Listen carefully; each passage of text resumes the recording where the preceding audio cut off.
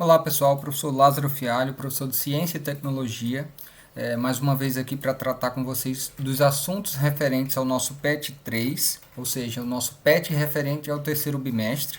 E nesse terceiro bimestre, como a gente vem discutindo nas últimas semanas, a grande temática é a água, a sua utilização, as formas de uso que o homem vem desenvolvendo da água, sejam elas positivas ou negativas, e de todos os impactos relacionados a esse processo de utilização da água.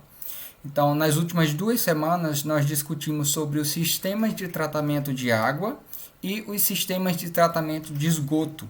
Como esses dois sistemas são importantes para o cotidiano da vida em sociedade, da vida e desenvolvimento das atividades nas grandes cidades, nos centros urbanos, e de como esses sistemas de tratamento de água e esgoto também são importantes para evitar o desenvolvimento, o surgimento de determinadas doenças relacionadas com o consumo inadequado de água ou de água não potável e também o contato das populações com esse dejeto, esse esgoto que foi decorrente das ações humanas e do cotidiano das cidades.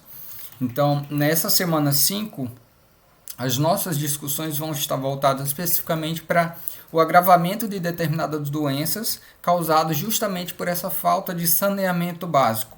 Então, quando a gente fala aqui em saneamento básico, a gente está falando dos sistemas de tratamento de água e também os sistemas de tratamento de esgoto.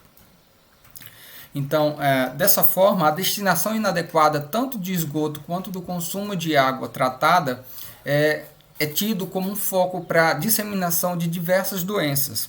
E essas doenças ocorrem pelo consumo de determinados patógenos ou contato direto com esses patógenos. Então, patógenos são organismos, micro-organismos causadores de doenças. Então, toda vez que a gente falar de patógeno, a gente está falando de algo que pode provocar uma determinada doença.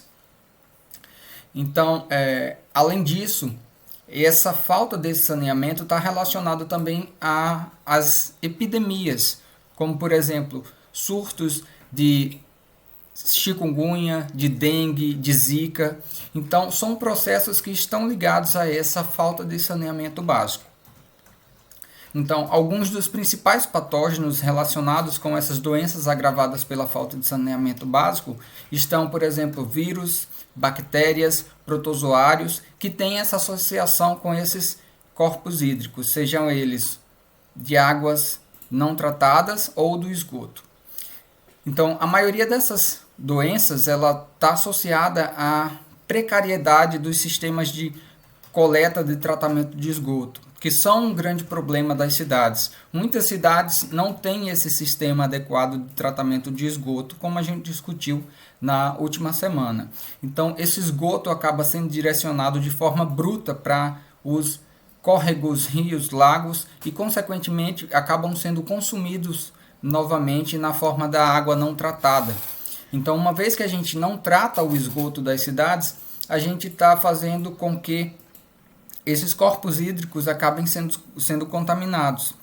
E as pessoas que fazem uso, seja um uso direto para o consumo e ingestão ou produção de alimentos, banho, ou aquelas pessoas que fazem um consumo indireto, por exemplo, se um determinado córrego poluído com esgoto é utilizado, por exemplo, para captação de água para irrigação. Então, uma determinada lavoura, uma determinada horta, acaba sendo contaminada com essa água de esgoto. E, consequentemente, todas as pessoas que vierem a fazer uso daqueles produtos, como, por exemplo, as hortaliças de modo geral, como a couve, como o alface, entre outros produtos, que foram irrigados com essa água contaminada, podem vir a causar uma determinada doença para quem consuma, porque pode estar infectado com essas bactérias, pode ter ovos de vermes, pode ter diferentes tipos de patógenos. Então, de modo geral, a gente vai discutir e apresentar hoje e conversar sobre algumas das principais doenças que estão relacionadas a essa falta de saneamento básico. Então, eu elenquei aqui umas 8 para que a gente conheça um pouco mais sobre elas. Então, a primeira delas é justamente a diarreia por Escherichia coli.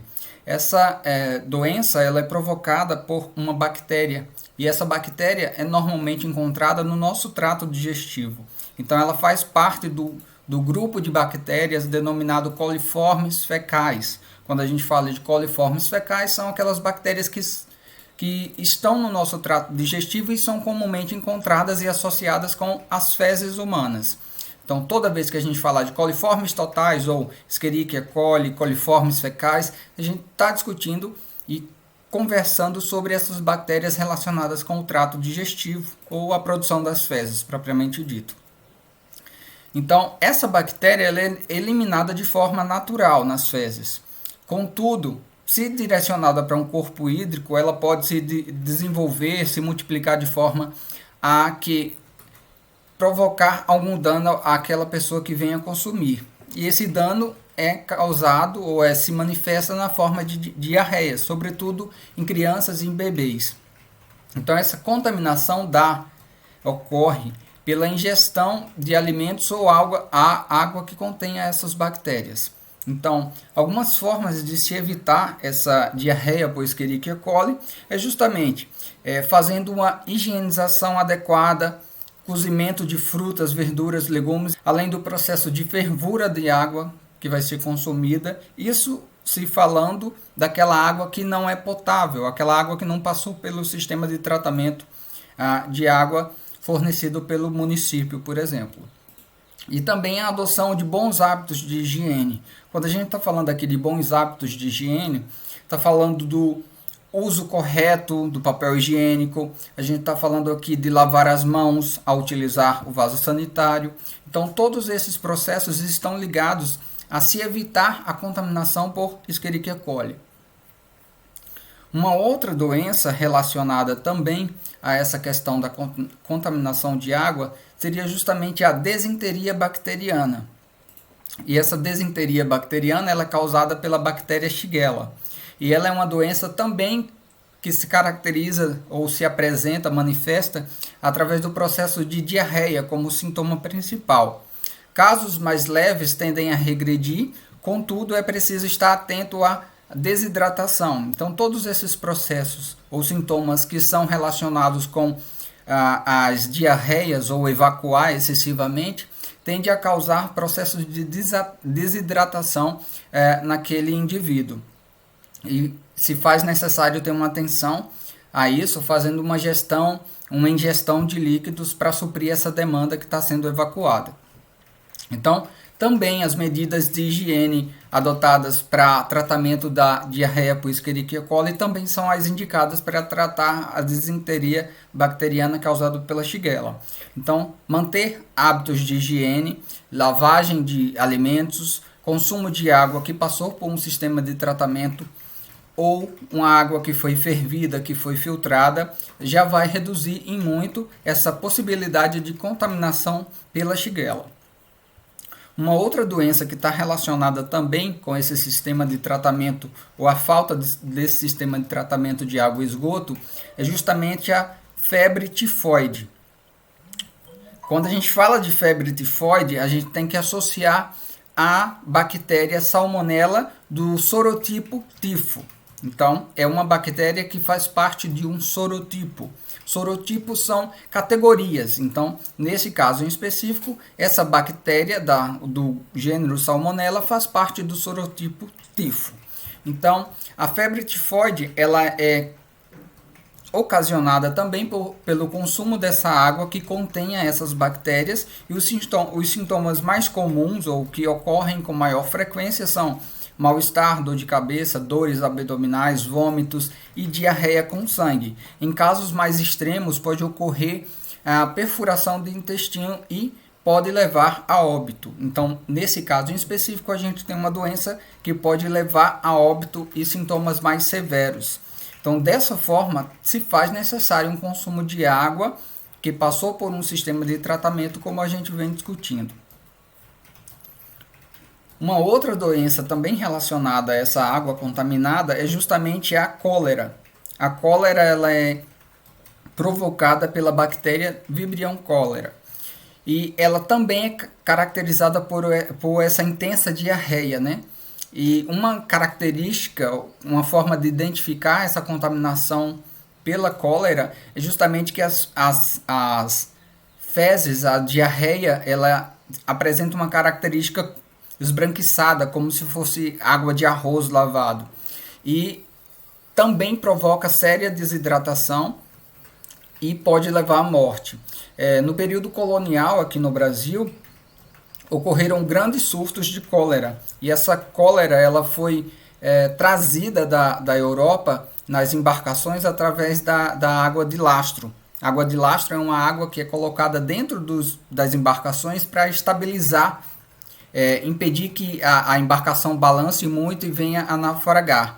Então, se abastecia com água lá nos portos, lá na Europa, abastecia-se esses lastros com essa água e quando chegava aqui no Brasil para deixar a embarcação mais leve, se liberava essa água. E dessa forma a cólera acabou chegando aqui e causando sérios danos. Porque assim que chegou, ninguém entendia direito o que estava acontecendo e as pessoas naquela época não tinham esses cuidados com relação ao consumo de uma água que passou por um processo de tratamento ou potabilidade. Então acabou que a cólera se disseminou como um surto mesmo e muitas pessoas vieram a óbito por conta dessa bactéria.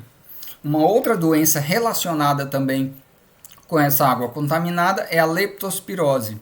E essa leptospirose ela é causada pela bactéria do gênero Leptospira. E é uma doença infecciosa que é transmitida para o homem através da urina de roedores, a urina principalmente dos ratos, que é o rato comum das cidades, né? E essa propagação ocorre normalmente em períodos de enchentes, onde ocorre um acúmulo de água e as pessoas que estão nessas regiões, infelizmente, em grande parte, em regiões carentes, em construções inadequadas, em baixadas, que à medida que as chuvas aumentam, principalmente nos períodos de inverno, tendem a passar por processos de alagamento. Então, essa água contaminada com essa urina do rato e, por consequência, também com essa bactéria, acaba em contato, porque não necessariamente precisa ocorrer a ingestão, basta que essa água contaminada entre em contato com a pele, que as pessoas acabam infelizmente adquirindo essa leptospirose. E ela causa sintomas como febres, dores no corpo, vômito, diarreias, icterícias, que é a alteração na coloração da nossa pele, uma pele mais amarelada, e alterações no processo urinário. Então é de fato uma infecção bem severa também e está relacionada com essa água não tratada ou esse esgoto. Então a falta de um sistema de esgotamento das cidades ou dos espaços urbanos ou dessas áreas que são ocupadas acaba fazendo com que as pessoas tenham contato com essa água que não deveria ocorrer. Se existissem as galerias pluviais, se existisse um sistema de drenagem dessas águas pluviais, acaba que as pessoas teriam cada vez menos problemas com a leptospirose, por exemplo. Então, de modo geral, é uma problemática que está relacionada com a falta de planejamento urbano e principalmente de um sistema de esgotamento eficiente nos ambientes urbanos. Uma outra doença relacionada também, como a gente vem apontando, a água contaminada é a hepatite A. Então, ela é uma doença viral transmitida por água contaminada via dejetos fecais. Então, ela causa uma infecção severa. Muitas vezes os sintomas podem apresentar-se de forma leve, incluindo alguma fadiga, náusea, vômito, mas também pode ocasionar febres e icterícias, que como eu falei, essa alteração na coloração da pele. Então, quando a pessoa está com hepatite, ou seja, problemas de ordem do funcionamento do fígado, ela tende a liberar a bilirrubina, que é uma substância produzida em nosso fígado, e essa bilirrubina acaba sendo disseminada na nossa corrente sanguínea e faz com que a pessoa fique com a pele amarelada. Então, a hepatite causa essa amarelidão na pele. Muitas vezes as pessoas conseguem responder positivamente a essa doença, se recuperando, mas em outros casos essa doença, a hepatite A, pode ocasionar a morte, principalmente se ela ocorrer de uma forma mais fulminante, ou seja, uma multiplicação dessa carga viral muito rápida. Vai depender também da imunidade desse paciente, da idade, dentre outros fatores que estão relacionados com o agravamento dessa doença. E temos também as verminoses. Quando a gente fala de verminose, a gente está falando de diversas doenças que têm como agentes os vermes. Então, vermes como, por exemplo, a lombriga, como a tênia. Então, dentre outros vermes que estão relacionados principalmente com o contato dessa água contaminada por ovas desses vermes, principalmente em verduras que são mal higienizadas ou o consumo direto dessa água. Então, as verminoses elas podem apresentar diferentes sintomas e vai depender muito do verme que você teve contato, ou seja, do parasita que você acabou ingerindo. Então, de modo geral, estão relacionados a fadiga, dores abdominais, enjoos, falta de apetite, falta de disposição, fraquezas, diarreias também, vômitos. Então, o tratamento vai estar muito relacionado a que tipo de verminose que se entrou em contato, mas existem os medicamentos que são de amplo espectro, ou seja, acabam atingindo muitas dessas verminoses. E, por último, nós temos as arboviroses. Quando se fala em arboviroses, está se falando de determinadas doenças que são determinadas doenças que têm como vetor o mosquito. Então, toda vez que a gente falar de arbovirose ou que vocês ouvirem falar sobre o termo arboviroses, vocês sempre tenham em mente a relação com determinado mosquito. Então, o mosquito é que vai levar essa determinada doença, ele serve como o vetor, aquele que leva a doença. E alguns exemplos delas são a dengue, a malária, a zika, a chikungunya, febre amarela. Então, é um leque de doenças que tem esses insetos como vetor. E elas são favorecidas em espaços que tenham essa água parada, que tenham essa água que não foi tratada em alguns casos, que tenha essa disposição de água a céu aberto. Então, acaba que ocorre uma proliferação desses mosquitos e esses mosquitos acabam precisando se alimentar e tem as pessoas como essa fonte de sangue para que ocorra a maturação dos seus ovos. Então também vai depender muito, os sintomas vai depender do que tipo de doença que você acabou adquirindo com a picada lá do mosquito, seja ela dengue, malária, zika, e também os tratamentos vão variar muito nesse sentido.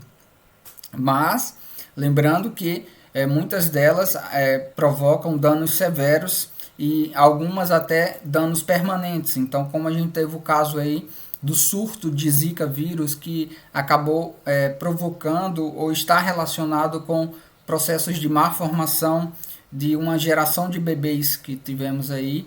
A dengue também, que pode ser uma dengue que leva a pessoa a óbito, principalmente se for a dengue hemorrágica. Então tem essas variações das doenças e que todas apresentam os seus graus de severidade. E todas essas estão relacionadas com a falta de um saneamento básico adequado, ou seja, um tratamento adequado da água e também um tratamento adequado dos sistemas de esgoto. Então, como a gente viu, para reduzir os casos dessas doenças, dessas 8 doenças, existem várias outras doenças relacionadas com a falta desse sistema de tratamento de água e esgoto. Serão necessárias ações governamentais, ações de infraestrutura, ações de gerenciamento adequado da água e do esgoto, principalmente das zonas urbanas, das zonas metropolitanas, aquelas zonas que acumulam ou apresentam uma maior população e, portanto, necessitam ter um sistema de abastecimento de água e esgoto que supra essas necessidades. Então, com base nessas explanações sobre essas doenças, seguem três questões relacionadas com essa temática que vocês devem fazer as leituras complementares, fazer as leituras das atividades e realizar as devolutivas. Essas devolutivas vão ser realizadas através do formulário lá no Conexão Escola. Com relação à nossa sexta semana, e com base em todas as discussões já apresentadas sobre a água, sobre o consumo de água, gerenciamento de água e descarte de água, para fechar com essa sexta semana, a gente traz ou propõe uma discussão sobre o consumo consciente de água. O que seria esse consumo consciente? E como a gente vem discutindo muito o termo de sustentabilidade.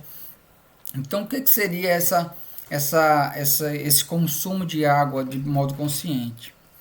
De início, para entender o que seria esse consumo consciente, a gente discute um pouco sobre o que seria o contrário, que está relacionado justamente ao desperdício de água. E esse desperdício de água provoca ou promove diversas problemáticas. Uma, porque a gente já viu que a água doce disponível ou de maior fácil acesso às populações representa uma pequena quantidade, ou seja, aproximadamente 1% de toda a água doce do mundo é aquela que a gente consegue ter acesso com a maior facilidade. Então, se eu tenho essa água que já é relativamente escassa e eu faço um uso desordenado dessa água, então eu estou fazendo ou promovendo um desperdício de água. E esse desperdício de água acarreta em diversas problemáticas. O desperdício de água ele é derivado e é decorrente, né, do mau uso desse recurso, principalmente no consumo industrial, comercial, residencial e na agricultura. Então, existem as escalas de desperdício e é necessário que se trace cada vez mais planos, metas e estratégias de um gerenciamento e um uso mais sustentável desse recurso. Existem algumas dicas também para se economizar essa água. Eu vou discorrer sobre algumas delas aqui. Com certeza vocês já devem praticar algumas delas ou não. E dessa forma, a ideia é que vocês repensem algumas atitudes e que também passem a exercitar essa prática. Então, escovar dentes, fazer barba, lavar louça, roupa, sempre com a torneira fechada, abrindo a torneira apenas no processo de enxágue ou de utilização de fato, não deixar a água lá escorrendo. Parece meio óbvio isso, mas acaba que muitas pessoas não têm esse hábito de abrir e fechar a torneira apenas quando de fato for necessário fazer a utilização dessa água. Economizar água e energia elétrica, como por exemplo na redução do tempo dos banhos. Um banho tido como um tempo aceitável, é um banho de até 10 minutos, então com 10 minutos você consegue fazer a sua higienização de uma forma correta e dessa forma vai estar economizando tanto a água quanto a energia elétrica. Por que economizar energia elétrica? Porque a nossa matriz energética aqui no Brasil ela é de base das hidroelétricas, então se eu faço um consumo excessivo de energia elétrica, eu estou impactando lá naquelas represas, estou fazendo com que se utilize mais as bobinas lá, elas gastem mais água, ou seja, a potência de consumo da água nas represas, nas usinas, seja maior para que se gere uma maior quantidade de energia. Então, quanto mais rápido essas bobinas girarem lá, maior será a produção de energia. Então, de modo geral, se eu reduzo o consumo de energia, eu também vou estar reduzindo as pressões sobre essas hidroelétricas. Basicamente, muito resumidamente, é essa a lógica. Então, apertar o botão da descarga somente pelo tempo necessário, porque se você apertar a descarga de uma vez toda e afundar, toda a água vai ser evacuada, mas se você apertar, por exemplo, e segurar devagarzinho, a água não vai descer toda a carga da descarga. E também a utilização dessas descargas mais eficientes. Existem essas bacias de descargas que apresentam dois níveis de descargas, um para a urina e outro para fezes. Ou seja, um vai consumir menos água que o outro. Então, utilizar essas descargas mais eficientes também já vai ajudar bastante. Então, evitar lavar garagens, calçadas com mangueiras. Então, utilizar, nesse caso, os baldes, vai diminuir também o consumo dessa água. Então, Após a utilização, verificar se de fato as torneiras estão bem fechadas ou se existe algum vazamento na sua casa, porque à medida que essa água fica pingando lá e aparentemente está se gastando pouca água, o volume total acaba sendo representativo, acaba também incidindo até na sua própria conta de água. Então, ao lavar frutas, verduras, legumes, utilizar uma bacia, um recipiente que comporte esses materiais, não ficar utilizando lá água corrente e até também por uma medida de higiene. Então, quando você coloca essas frutas, esses legumes numa bacia e coloca, por exemplo, a vinagre, coloca a água sanitária ou cloro, isso nas proporções corretas lá, isso é tema para uma outra aula, mas acaba promovendo uma higienização mais adequada desses alimentos. Então, lavar embaixo da água não necessariamente está dizendo que você está retirando esses tipos de contaminantes. Então, ao limpar e trocar a água de aquários, por exemplo, utilizar a água antiga para regar as plantas e não necessariamente apenas descartar essa água desses aquários. Reutilizar a água da máquina de lavar, por exemplo, para lavar o quintal. Utilizar a água da chuva para regar as plantas, lavar o quintal, lavar carro.